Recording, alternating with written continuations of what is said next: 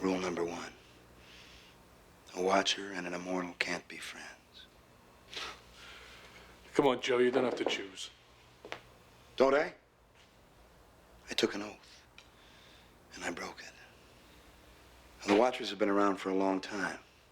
What gives me the right to say, I'll do this my way? Because you're a man.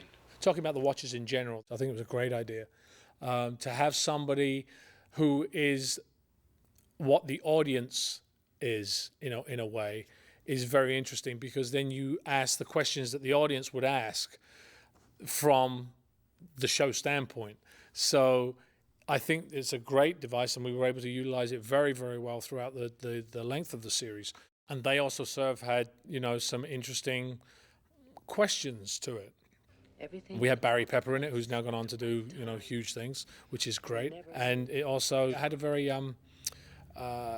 interesting relationship between immortality and humanity. I'm ready. First problem that we had with that show was Mongolia. We would always try to find a different environment for MacLeod and in these flashbacks, utilizing what we had regionally here. They wanted to do China. I think that was what had been talked about, and I'm thinking, we can do China, but only limited. What about Outer Mongolia? And they said, can you do that? I said, yeah, I've got a place in mind.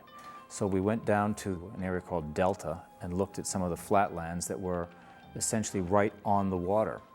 And in the vista, you had distant mountains and something that looked like desert if it was a nice, bright, calm day, when in fact it was water and the Strait of Juan de Fuca looking toward the San Juan Islands. And this was also a floodplain. Well, we took a look at the tide tables and figured out that, yeah, we could do Mongolia here.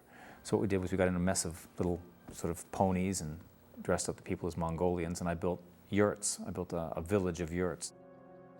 Thankfully, we made the yurts very light, because all they are is just bent sticks of wood covered in canvas.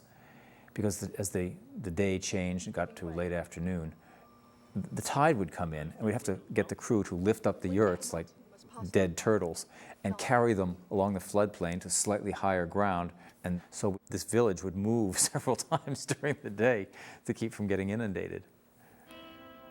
It was a very interesting shoot.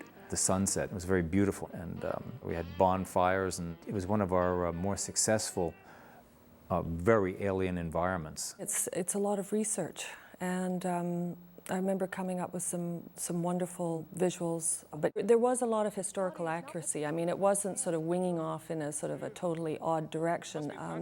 So, I mean, that's how you do create the feeling for the time and that, because a lot of people do know what samurai look like, and they do know what 1880s Western North America looks like. So you are kind of aiming for something that's at least acceptable to the eye.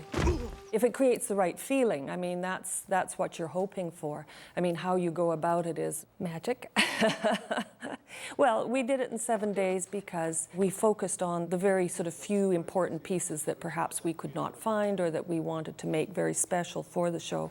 So you'd focus on building them from scratch, yes, yeah, with, finding materials and finding pieces that will kind of work together. There were the more rustic costumes, which had raw silks and did dyeing and quilting, as I remember we did at that point.